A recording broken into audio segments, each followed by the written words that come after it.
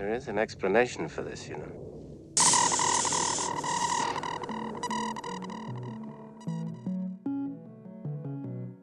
Oh, hello there, everybody. Thanks again for joining us on Roll Credits. Today we'll be talking about 10 of the best sci-fi horror films or series. Very glad that you could join us today. You son of a bitch!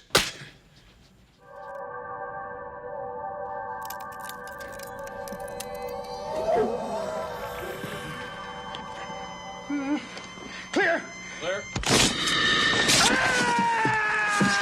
Now, the first film we really need to mention is Alien from 1979. Mainly because it became a household staple of sci-fi horror all the way back in 1979, and in many ways paved the road for future films to come. Of course, every franchise has hit or misses, but even now with Alien Earth having just come out, it's a fantastic franchise with a lot of lore, a lot of horror elements, and so much suspense. As for the first film, it really encompasses this idea of anticipation, much like the first Jaws, where for most of the film, you never even see the xenomorph. You actually just get hints of it, instances of maybe seeing it or maybe thinking that it might be in the vicinity, but it takes a while until we actually see the xenomorph on camera. Now, that's a very special element when it comes to survival horror in general. There's something very menacing, creepy, and almost scary about the idea of not actually knowing what your threat looks like, how fast they move, or where they could be coming from. And when we look at Alien in general, using the video game Alien Isolation as a perfect example, it's almost like you need to hide and make sure that you're one step ahead of the xenomorph at all times. This beautiful monster, originally designed by H.R. Geiger, was really something for the books. And that design has carried throughout all the films and series as well. Now, if you're a fan of the series and you haven't seen this movie in a long time, I feel like it's worth rewatching every 5 years.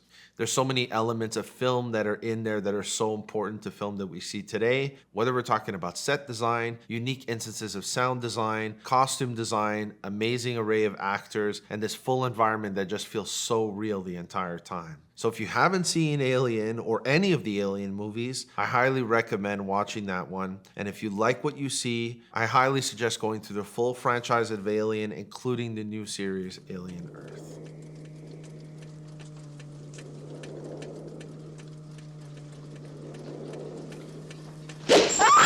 Now, how could we not mention John Carpenter's The Thing?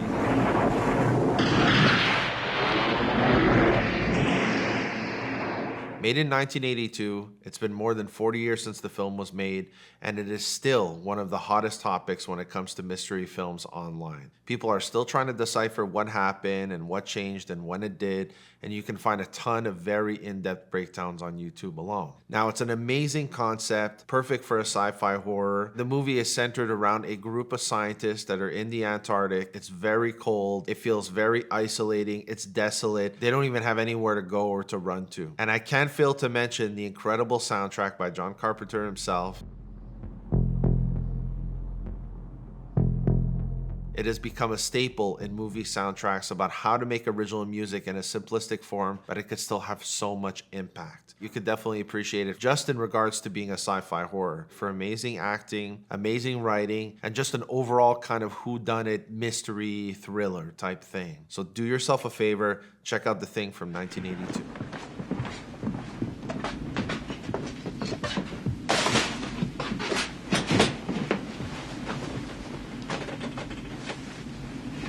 We ought to just burn these things. Can't burn the find of the century. That's going to win somebody the Nobel Prize.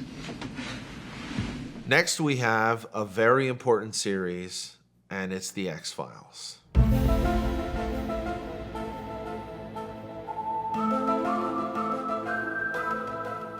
Now, I know a lot of people say that it's hit or miss. You got a lot of filler episodes, but you really can't deny the amazing writing and that chemistry between Scully and Mulder. It ran for many years. They've tried rebooting it twice, and even at that, it still strives to survive. Looking back at some of the best episodes, you can even watch a highlight list of what some of the best ones are. Even if you're not totally following with the story in the background, you can still appreciate some of the amazing elements of sci-fi horror in there. Now, they tend to take a lot of old ideas and legends and almost modernize them, even for the time that it was made, to really envelop these horror elements into a science fiction environment. So even something as unlikely as maybe like ghosts or werewolves that are traditionally seen in the horror environment, the X-Files really tried to use the writing to envelop some of these horror elements into the science fiction world. And of course, one of the main stories being about extraterrestrials, aliens, government conspiracies, cover-ups, and a whole ton of violence and weird paranormal stuff. If you haven't seen the X-Files, I know it's a lot of episodes to run through. I would say take the time, go through the episodes as you can, especially if you find yourself someone who loves to write,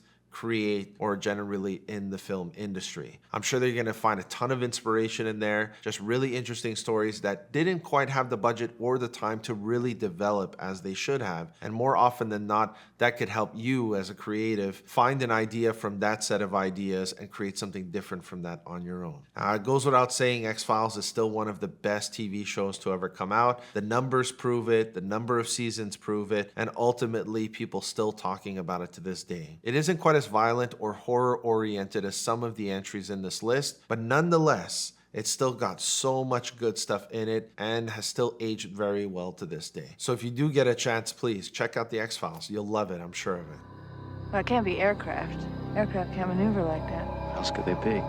I don't know, lasers maybe. Being shot from the ground, reflecting up off the clouds.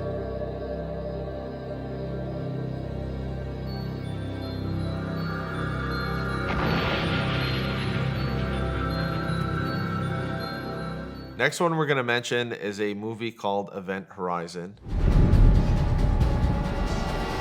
One of those rare sci-fi horrors that kind of fell under the radar when it came out. Obviously flopped at the box office and only eventually had itself a cult following in later years. Now, it is very, very good. It takes place, as you would expect, in space, on a spaceship. And it follows a crew in space who follows a distress signal and finds another ship.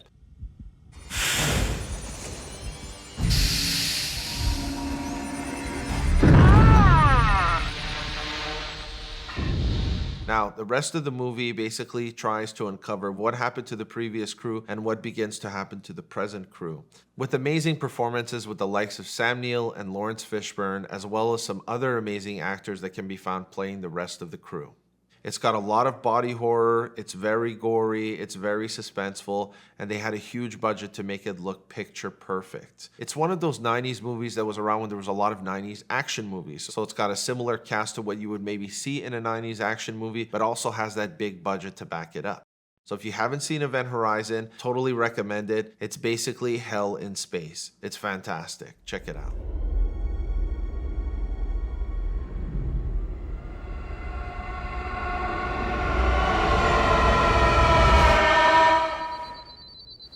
Next one is a little outside of the box for sci-fi horror, but I would definitely put I Am Legend on the list. Now, even though Will Smith has a lot of hate for the shit that he's done recently, and it's pretty much canceled his career, I'm sure that most of us can still look back and watch an amazing movie like this. The whole idea of this post-apocalyptic world, being isolated, dealing with these incredible enemies that are much stronger than we are, is something that has come back in films now and again. But I feel like few films actually capture that idea of loneliness and isolation. And of course, this film portrays that so beautifully. Will Smith's character is all alone, him and his dog, basically doesn't have much to do.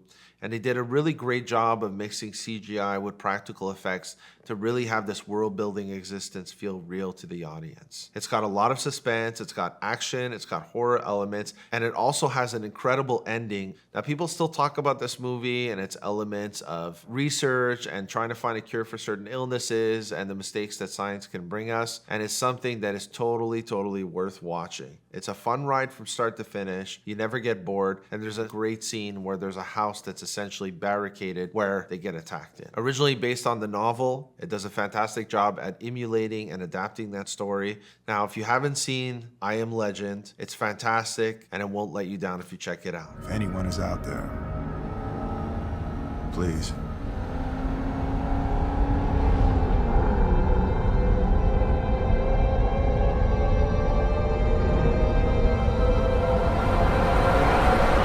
Next film I really wanted to mention, which is really, really awesome. It's one of the more modern ones, and it's called Sunshine.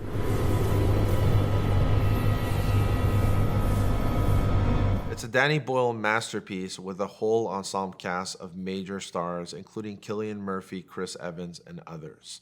The crew is tasked with the huge responsibility of having to harness the power of the sun, and while they're busy stargazing, things seem to take a terrible turn. Now, what I love about this film is there's a lot of mystery within all of this science fiction, and of course it's got plenty of horror elements. And there's so much that I would have to explain that it wouldn't make it worth it to actually watch the film.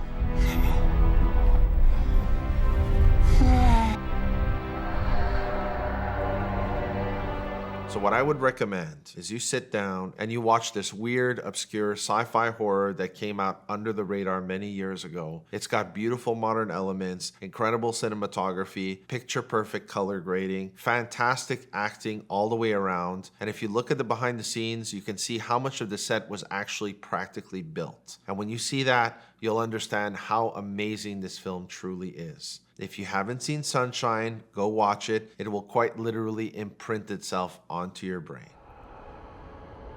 Not your God.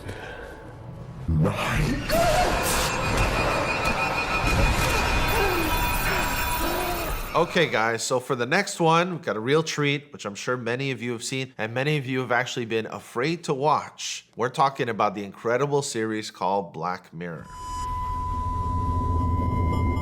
Now, what really sets this one apart, besides the constant element of sci-fi horror, is the fact that we have different filmmakers, different writers, different directors, different actors for every single episode. Now, what that does is it allows us to have this anthology series that doesn't take place in the same space, same time, or same environment. This allows for a lot of creativity, a lot of freedom to have different ideas, and a lot of freedom to create something that's extremely unique. Now, they've had several seasons. It's a Netflix original. They've had amazing funding, amazing budgets, and I feel like every single story of every single episode has been so original and so fantastic in its own right. I don't feel like I've actually seen an episode where I was like, oh, that wasn't really good, or it's not something I would watch again. I have seen the episodes multiple times. The newest season actually had 2 Easter eggs, or rather 1 sequel and 1 Easter egg to past episodes, which was a first for the series, and I would love to see more of that in the coming years. I hope that they keep getting funding. I don't care how long we have to wait in between seasons. I feel like it's fantastic. It's taken the world by storm, and I really hope that many other filmmakers use this as an example to come up with amazing, exciting sci-fi horror stories. And I hope that the current filmmakers that have worked on previous episodes actually go out to have fantastic careers and make more cool shit like this in the future. So if you haven't checked it out, watch Black Mirror. It's really good. I swear, everything will be so much better.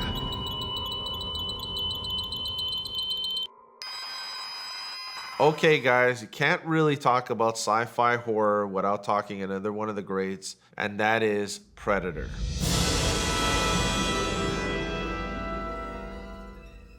Now, the reason why this is on this list, even though it is very much an action movie, it has a lot of elements of survival, a lot of elements of gore, and a lot of elements of horror. Because, of course, while they're in the forest trying to not get killed by this alien thing that is essentially invisible, obviously, many of them die gruesome deaths, which have those horror elements, and there's always this suspense of where is it? We can't find it. It's making these noises, a lot of paranoia and things like that. It was the start of a fantastic franchise, the Predator franchise, that now in modern day is actually getting much better than it was back then. But I still highly recommend you watch the first one where it all came from. It's a very, very important film, much like Alien was in its own regard, and now part of the same franchise. Now, the film takes place in the jungle, which already gives it this idea of isolation and kind of being away from civilization. And even though these guys are very experienced mercenaries, they have no idea what's in store for them. And it's very interesting to see their chemistry together as a team, these tough guys, who they are, what they do, and what they're up to. And it definitely encompasses the feel of maybe like a Vietnam type thing. So it's got a lot of interesting elements to it that don't necessarily fit with a sci-fi horror. And I think that's what makes it special. It's almost as if you're watching a movie about a war conflict, but then you drop an alien into the mix that starts killing these mercenaries. So it's got a lot of the good stuff. I'm sure many of you have already seen it. There are going to be a select few that have never seen it, either because they're younger or they haven't gone that far back into a franchise to actually see some of the earlier movies. But you definitely won't regret it. It's fantastic. One of the best memes ever came from that film, between Arnold Schwarzenegger and Carl Weathers, and you're going to recognize it as soon as you see it. So go watch the first Predator. It's fantastic. You one ugly motherfucker.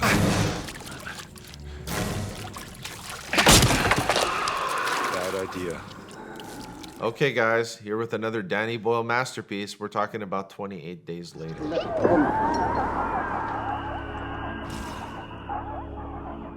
Now, as a franchise, they've had two very good sequels, fantastic world building, one of the first franchises to actually have running zombies, not just the regular brains type thing. So it feels a lot more threatening. The movie itself, for me, when I first saw it, it was probably a year after it came out. I wasn't sure what to expect, but I absolutely love the grittiness. It stars Cillian Murphy. It's one of his earlier roles. He did an incredible job. And what I love about it is it almost has the feel of a found footage film, but still being cinema shot. So it's almost like they use a shitty camera, but on proper equipment, where you had beautiful cinematography, beautiful shots, great lighting, but it still has this grainy grittiness to it that almost makes it feel more real. So I feel like when that movie first came out, I don't know how it managed to make a splash, but somehow it did. I feel like it was the type of film that would have normally fallen under the radar, but I guess a lot of people saw it, maybe because it's an English film, people just fell in love with it immediately. And there was also this tired idea of zombie movies, zombie films, always looking the same, feeling the same,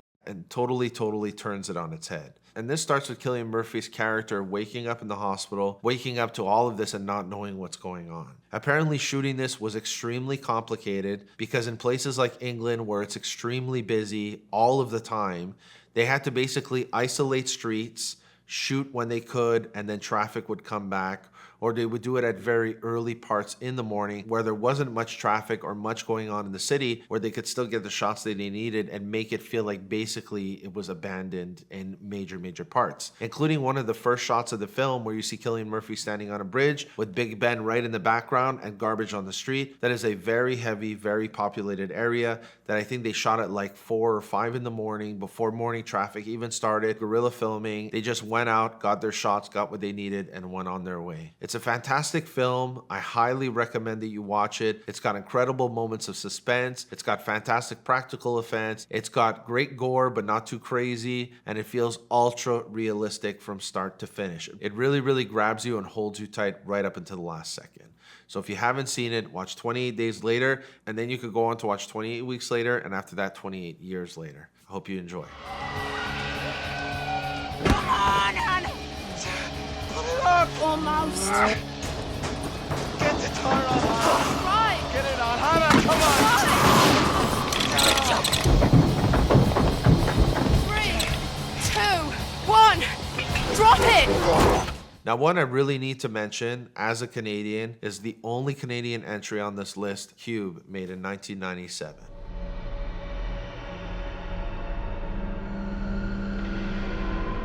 Now, this is one that I'm sure the majority of the people watching this will not have seen. It really fell under the radar. It's more so an independent film. It doesn't have anyone really famous in it, actors you've never seen before. It's kind of before the time where a lot of US films started filming in Canada, and then the Canadian and American thing just kind of fused together. So this is really a time where there wasn't a lot of good films coming out of Canada by Canadian filmmakers with Canadian actors on Canadian locations. Now, the film itself is very interesting. It's a fantastic concept. It's got amazing execution. As much as the acting isn't incredible, it's very good for the film. The budget was not big. It didn't make a lot of money, but but it still holds up to this day as a film with really great horror elements and of course a fantastic sci-fi element. Now, I don't want to tell you too much about the story, seeing as many of you have not seen it. What happens is this person wakes up in a room all alone and finds himself trying to figure out how to get out of this room. The room is shaped like a cube, and essentially you have a door in front of you, behind you, left, right, top, and bottom. You need to go through the door to go until the next cube, much like a maze. Now, of course, there are many horror elements. I don't want to give anything away, but there's more than one person in there, and they do have to work together to try and survive. It did spawn a sequel called Hypercube, and it also spawned a prequel called Cube Zero. I would highly recommend watching Cube, and if you like it, definitely give a chance to the sequel as well as the prequel. They're good in their own regard. So if you get the chance, I highly, highly recommend you watch Cube right now.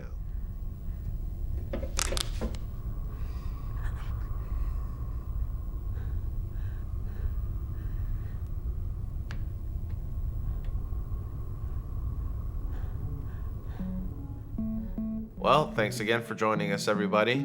We really hope that you sci-fi buffs enjoyed this one. You can catch us here next Sunday for a new episode.